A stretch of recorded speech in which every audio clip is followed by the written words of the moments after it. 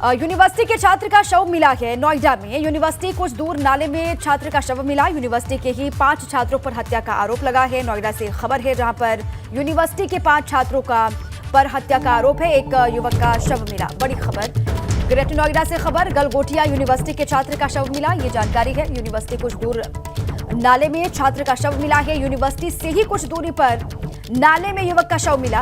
अब 5 छात्रों पर हत्या का आरोप लगाया गया है और ये छात्र यूनिवर्सिटी के ही बताए जा रहे हैं। ग्रेटर नोएडा के गलगोटिया यूनिवर्सिटी के छात्र का शव मिलने से हड़कंप। 5 छात्र यूनिवर्सिटी के जिन पर हत्या का आरोप लगा हुआ है। यूनिवर्सिटी के कुछ ही दूरी पर नाला, उस नाले में छात्र का शव मिला। अब इसके बारे में जानकारी जुटाई जाएगी। यूनिवर्सिटी के छात्र का शव मिलने के बाद से हड़कंप। इस पूरे मामले की पड़ताल, कौन ये युवक है, क्या वजह रही जिन पर आरोप लगाए जा रहे हैं, उनमें कितनी सच्चाई है, इसको जानने की कोशिश होगी। बड़ी खबर। अब आगे बढ़ते हैं। मुख्यमंत्री योगी आदित्यनाथ के पश्चिमी यूपी दौरे का आज दूसरा दिन है। सीएम योगी आज एटा में जवाहर थर्मल प्रोजेक्ट के चल रहे कामकाज की प्रगति देखने के लिए एटा आ रहे हैं और इस दौरान सीएम योगी परियोजना का निरीक्षण करेंगे। जनप्रतिनिधियों और प्रबुद्धजनों के साथ मीटिंग भी करने वाले हैं। इसके अलावा एक और प्रोजेक्ट को देखने भी अधिकारियों के साथ जाएंगे सीएम योगी आदित्यनाथ। सीएम का एटा में 4 घंटे तक रुकने का कार्यक्रम है। योगी का पश्चिम लगातार किस तरीके से दौरा चल रहा है, आज दूसरा दिन है। एटा के दौरे पर रहने वाले हैं सीएम योगी। यहां पर जवाहर थर्मल प्रोजेक्ट का निरीक्षण करेंगे।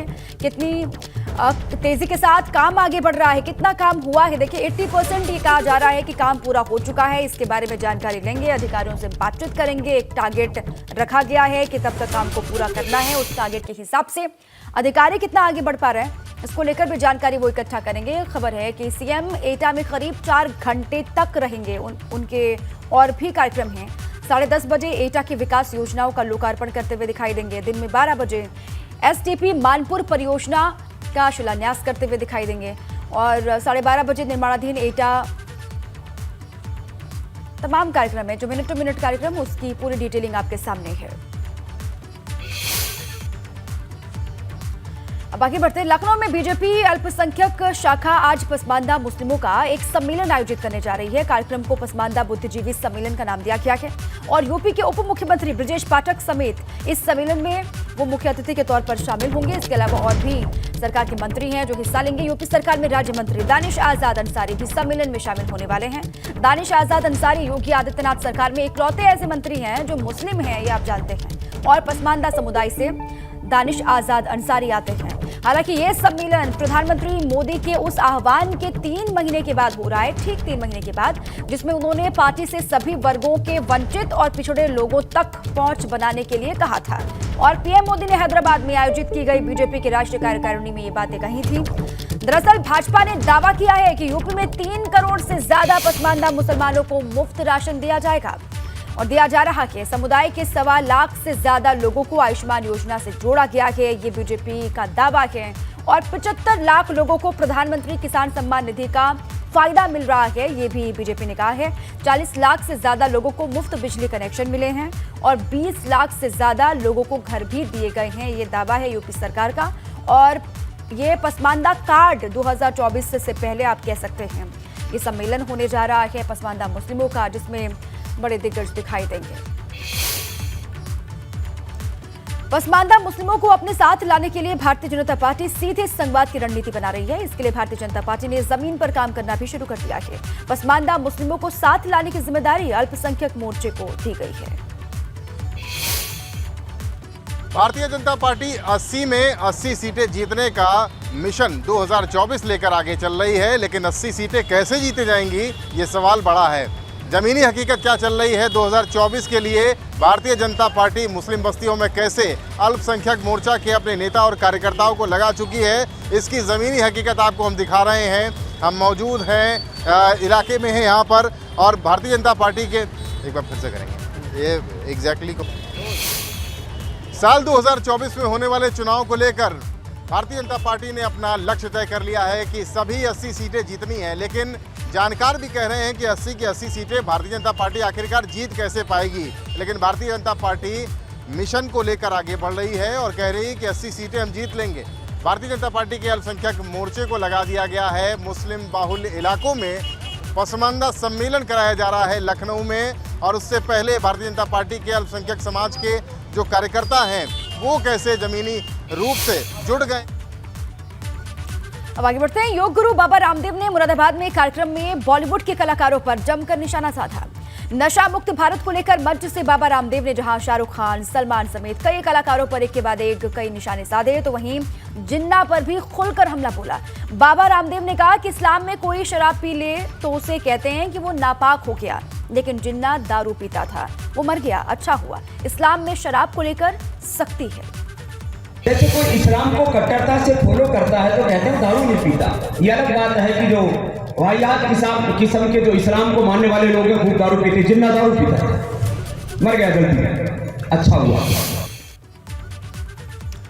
गोला गोकर्णनाथ उपचुनाव के लिए भाजपा ने तैयारी तेज कर दी है। भाजपा के तमाम दिग्गज सरकार के मंत्री लखीमपुर खीरी में डेरा डालते हुए आपको दिखाई देंगे। आने वाले दिनों में भाजपा प्रत्याशी अमन गिरी के पक्ष में माहौल तैयार करेंगे, प्रचार करते हुए दिखाई देंगे।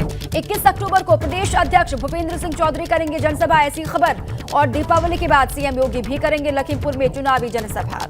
तो गोला गोकर्णनाथ में विधानसभा उपचुनाव होने हैं, इसलिए भाजपा ने तैयारी तेज कर दी है।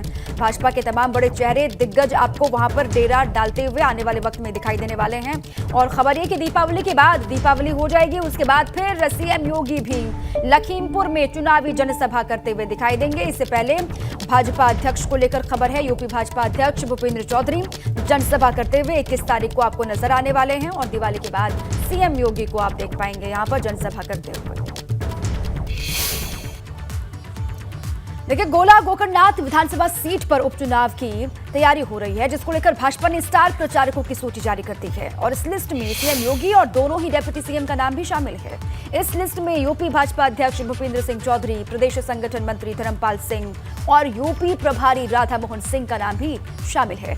लेकिन क्षेत्रीय सांसद केंद्रीय मंत्री अजय मिश्र टेनी को स्टार प्रचारक नहीं बनाया गया, जबकि गोला विधानसभा लखीमपुर खीरी लोकसभा सीट में आती है।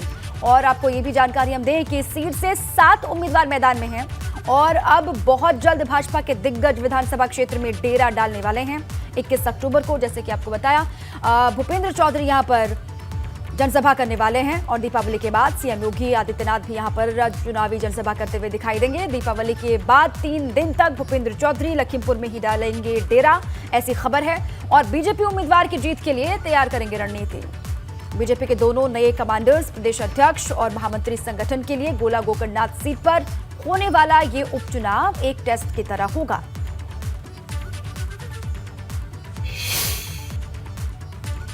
अब आगे बढ़ते हैं, बात सुबह सपा की। आज चंदौली पहुंचेगी सुबह सपा की सावधान यात्रा। दोपहर 1 बजे का वक्त है, सकलडीहा पहुंचेगी सावधान यात्रा। सुबह सपा अध्यक्ष ओम प्रकाश राजभर रैली को संबोधित करते हुए आपको नजर आने वाले हैं। ये बड़ी खबर, सावधान यात्रा लगातार चल रही है। सुबह सपा की चंदौली आज पहुंचने वाली है ये सावधान यात्रा। वक्त दोपहर 1 बजे सकलडीहा पहुंचेगी सावधान यात्रा और यहां पर एक सभा को संबोधित करते हुए दिखाई देंगे ओम प्रकाश राजभर। देखिए, ओम प्रकाश राजभर इस वक्त सीएम योगी की तारीफ करते नहीं थक रहे हैं। उन्हीं राजभर की सीएम योगी के मंत्री क्लास लगा रहे हैं। हम बात कर रहे हैं कैबिनेट मंत्री अनिल राजभर की, जिन्होंने ओम प्रकाश राजभर पर निशाना साधते हुए उन्हें असलम राजभर बता दिया।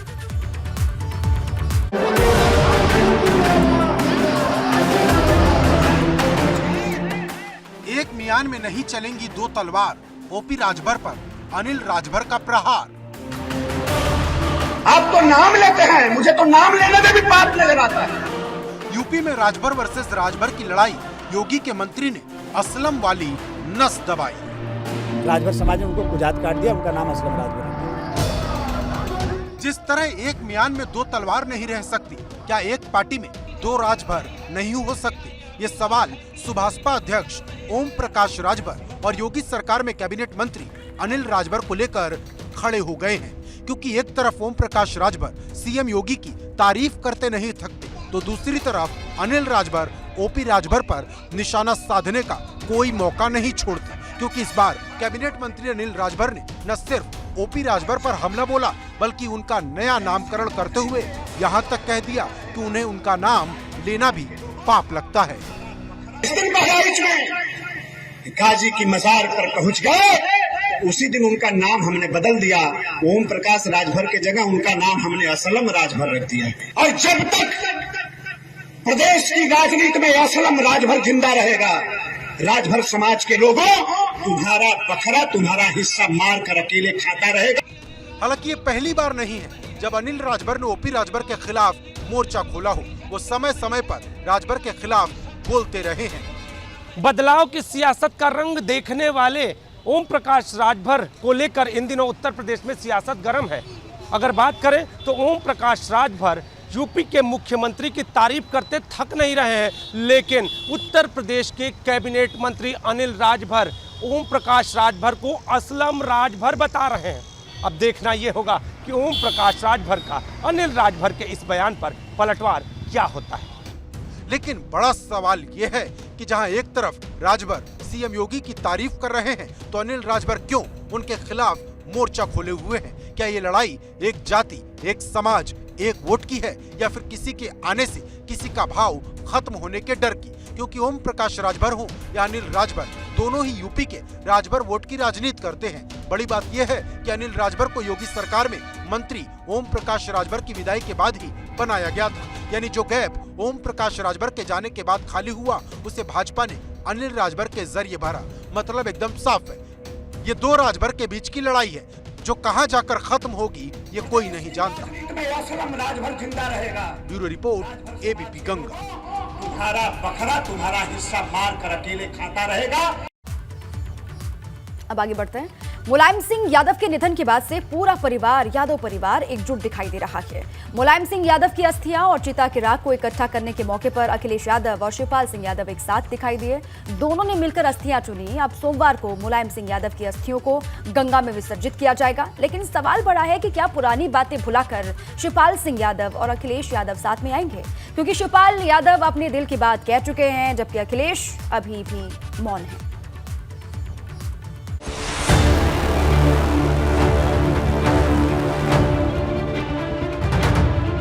गंगा में विसर्जित होंगी मुलायम की अस्थियां, खत्म होगी शिवपाल अखिलेश की दूरियां। शिवपाल का अखिलेश को मुलायम संदेश, खत्म होगा गृह कलेश। सपा संस्थापक मुलायम सिंह यादव के निधन के बाद से पूरा सैफई शोक में डूबा है। लेकिन इस मुश्किल वक्त में समाजवादी परिवार एकजुट नजर आ रहा।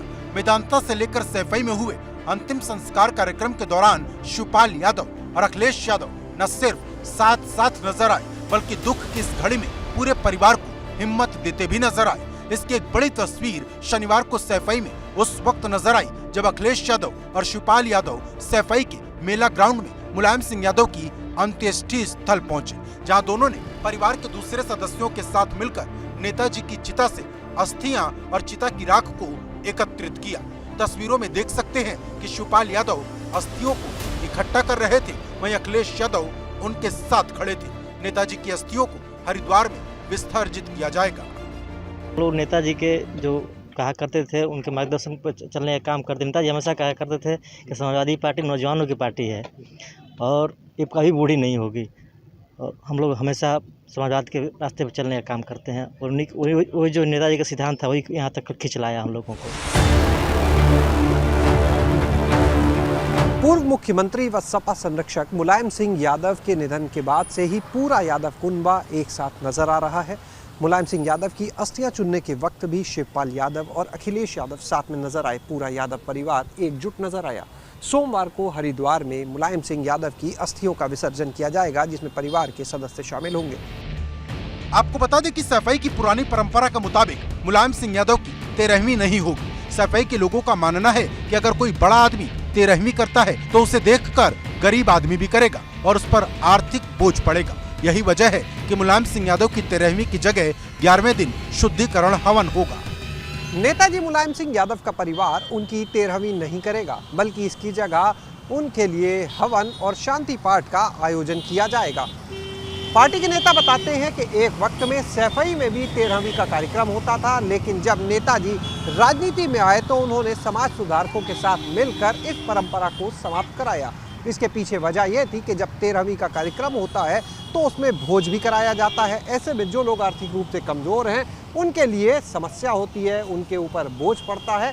इसी को ध्यान में रखते हुए इस परंपरा को समाप्त कराया गया और उसके बाद से सैफई और आसपास के इलाके में अब 13वीं की परंपरा समाप्त हो चुकी है और अधिकतर लोग अब वहां पर शांति पाठ और हवन का आयोजन करते हैं। इसी के तहत इसी को देखते हुए यादव परिवार भी नेताजी मुलायम सिंह यादव के लिए हवन और शांति पाठ का आयोजन करेगा।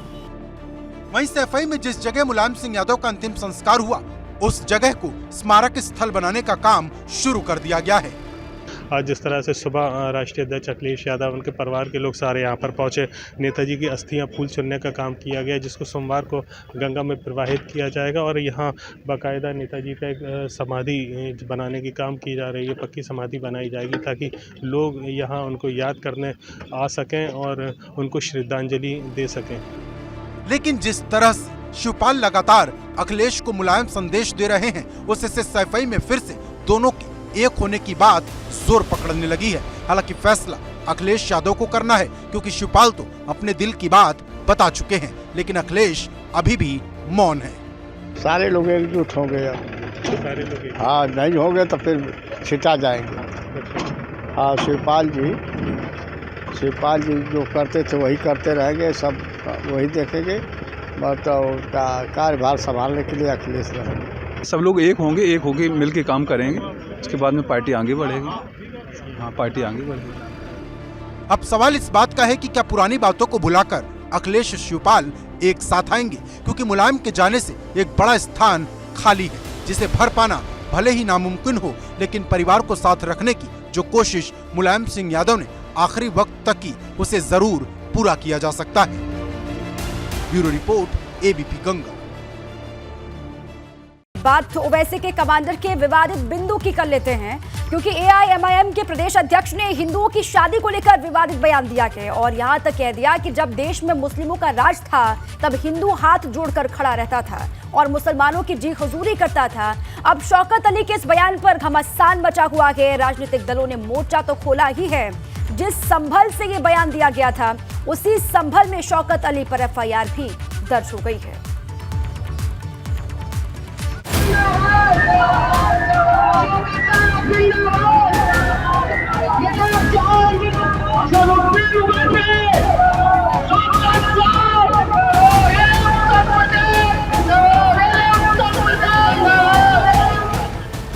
ओवैसी के कमांडर का विवादित बिंदु, मुस्लिम राज में हाथ जोड़ता था हिंदू, और तुम हमारे बादशाह के सामने अपने हाथ को पीछे बांध करके जी हुजूर कर रहे हैं।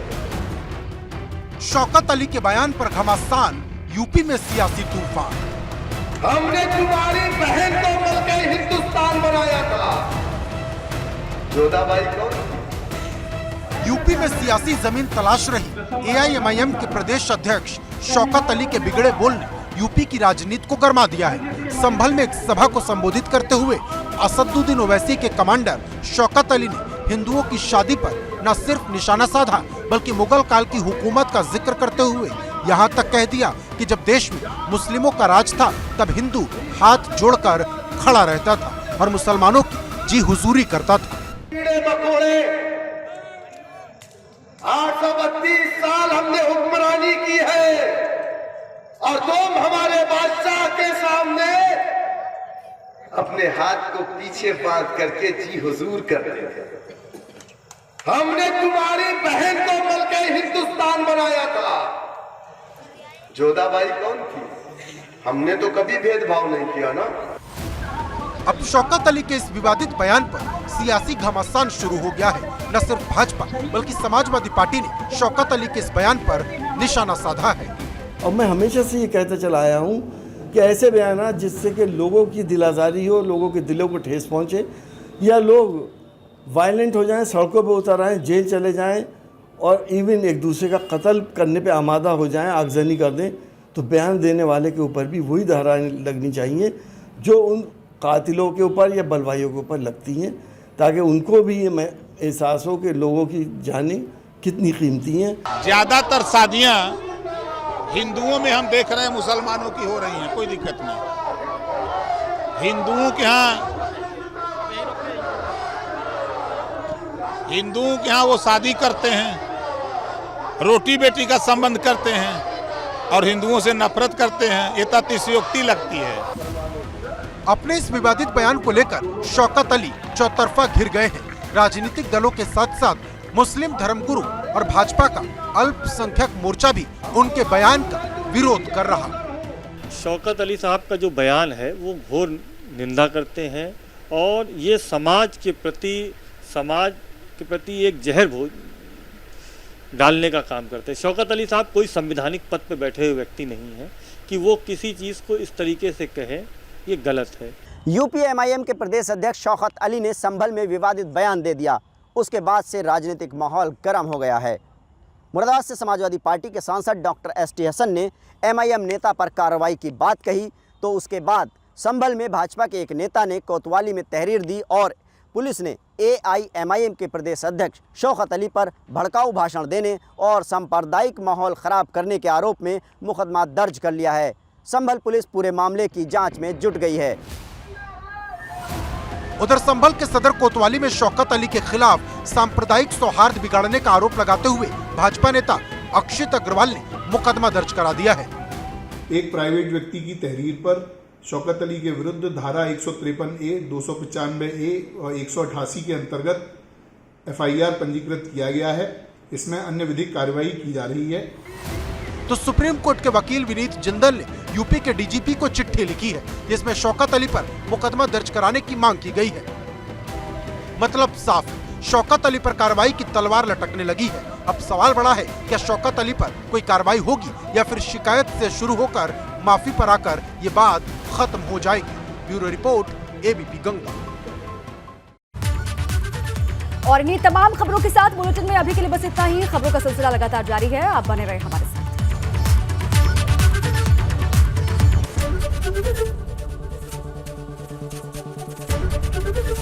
एबीपी गंगा, खबर आपकी, जुबान आपकी।